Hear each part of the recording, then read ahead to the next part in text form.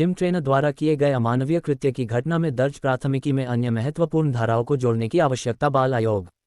राजस्थान बाल आयोग सदस्य सहित विशेषज्ञ दल ने की बच्ची से मुलाकात, ठोस कार्यवाही एवं विभिन्न महत्वपूर्ण धाराओं को जुड़वाने हेतु करेंगे अनुशंसा। शहर में 13 वर्षीय छात्रा के साथ जिम ट्रेनर द्वारा किए गए अमानवीय कृत्य की घटना ने पूरे समाज को झकझोर दिया है।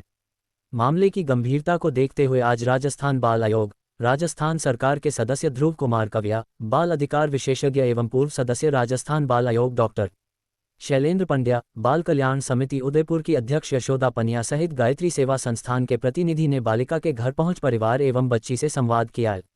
इस अवसर पर आयोग सदस्य ध्रुव कुमार कविया ने परिवार को विश्वास दिलाया कि बच्ची को जल्द से जल्द न्याय दिलवाने हेतु आयोग द्वारा हर संभव सहायता की जाएगी। विशेषज्ञ डॉक्टर शैलेंद्र पंड्या ने बताया कि दर्ज पुलिस प्राथमिकी में भारतीय न्याय संहिता की धारा 64(1) एवं 62 के साथ पॉक्सो एक्ट की धारा 4 एवं 5 लगाई गई है, जो प्रवेशन लैंगिक हमले में प्रयुक्त होती है। जबकि मामले की जानकारी के बाद इसमें पॉक्सो एक्ट की धाराएं 5F, 6, 9, 10, 11, 13 के साथ आए टी एक्ट की धारा 67B अंतर्गत प्रकरण दर्ज कर ठोस कार्यवाही हो सकती है। डॉक्टर पंड्या ने बताया कि हर अभिभावक को जागरूक होने के लिए कुछ बातों को ध्यान रखना होगा। अभिभावकों के लिए कुछ जरूरी ध्यान देने योग्य बातें हैं जिन्हें ध्यान में रखकर वे किसी बचपन को सुरक्षित कर सकते हैं। पॉक्सो एक्ट के प्रावधान सख्त हैं। इस कानून के तहत न केवल दुष्कर्म बल्कि हर प्रकार की छेड़छाड़ व उत्पीड़न पर कड़ी कार्रवाई होती है और बच्चों की पहचान पूरी तरह गोपनीय रखी जाती है। साथ ही रिपोर्टिंग अनिवार्य है। यदि किसी को बच्चों से जुड़े अपराध की जानकारी है और वह रिपोर्ट नहीं करता तो उसके खिलाफ भी सजा का प्रावधान है। इस अवसर पर बाल कल्याण समिति की अध्यक्ष यशोदा पनिया ने बताया कि बालिका की काउंसलिंग एवं सहयोग हेतु पॉक्सो एक्ट अंतर्गत सपोर्ट पर्सन नियुक्त किया जा चुका है। राजस्थान बाल आयोग, राजस्थान सरकार के सदस्य ने आज पुलिस अधीक्षक उदयपुर को पत्र लिख मामले में आवश्यक धाराएं जोड़ने एवं त्वरित कार्यवाही करने हेतु कहा है। डॉक्टर शैलेंद्र पंड्या, पूर्व सदस्य राजस्थान बाल आयोग, राजस्थान सरकार जयपुर। उदयपुर शहर में 13 वर्षीय बच्ची के साथ जो जिम ट्रेनर द्वारा जो अमानवीय कृत्य किया गया, निश्चित रूप से घोर निंदनीय है। इस तरह की घटनाएं पूरे प्रदेश में न हो, इसके लिए बहुत आवश्यक है कि ऐसे अपराधियों के खिलाफ सख्त से सख्त कार्रवाई की जाए और पीड़ित जो बच्ची है उसको तुरंत न्याय मिले। आज इसी तहत राजस्थान बाल आयोग के सदस्य ध्रुव कुमार कविया जी और बाल कल्याण समिति उदयपुर की अध्यक्ष यशोदा पनिया जी और गायत्री सेवा संस्थान और विभिन्न ऐसे एक्सपर्ट्स के पैनल के साथ उस बच्ची से मिलने का अवसर मिला।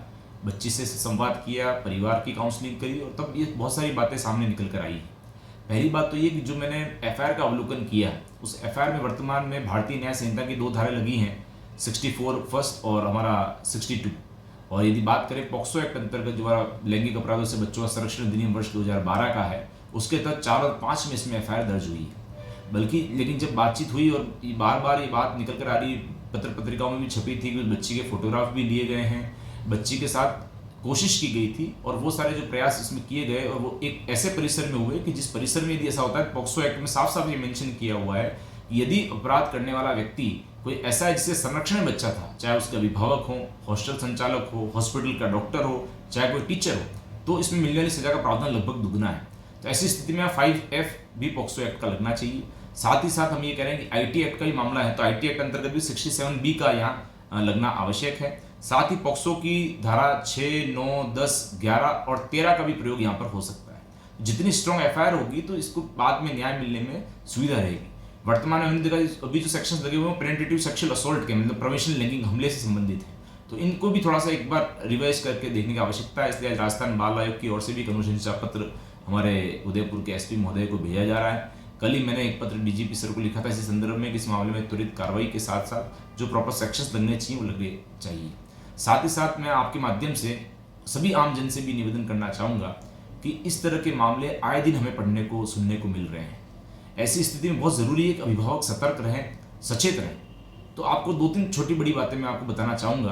पहली बात तो ये कि यदि आपके घर में बच्चे हैं, आप अभिभावक हैं, तो इस बात को जरूर नोटिस करें कि क्या उस बच्चे के व्यवहार में कुछ दिनों से बदलाव देखने को मिलता है। क्या बच्चा पहले बहुत हंसता था, खेलता था, बात करता था, उसके खाने में कमी आई है, बातचीत करने में कमी आई है और वो अपने आप को अकेला के रखने की कोशिश करता है। तो ये कहीं कहीं एक दस्तक है, हमें पहचान करने की आवश्यकता है कि कहीं उस बच्चे के साथ कोई अनहोनी घटना तो नहीं घट रही, बच्चे के साथ किसी प्रकार का डिप्रेशन या अवसाद तो नहीं। दूसरा, उस बच्चे के शरीर पर आपको कोई चोट या जख्म के निशान तो नहीं दिखते हैं, बच्चा कभी रोता हो या अवसाद में आपको अकेला अपने आप को रहना पसंद तो नहीं करता। ये कुछ छोटे बड़े संकेत हैं जिनके माध्यम से आप ये पता लगा सकते हैं कि बच्चा किसी परेशानी में तो नहीं है। और लास्ट में आपको एक बात जरूर कहना चाहूंगा, अंतिम निवेदन, कि बच्चों से संवाद करते रहें।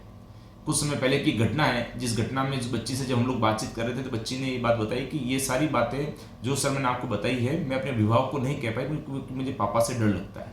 तो एक बच्ची के साथ जो घटना घटी है उससे अधिक डर तो उसको इस बात का है कि पापा को यदि मैंने बात बोल दी पापा शायद मेरे ऊपर कोई दूसरा रिएक्शन कर सकते हैं। ये अन्य जिले की घटना थी। तो मेरा इस बात से ये कहने का तात्पर्य है कि आप अपने बच्चों से संवाद करते रहें।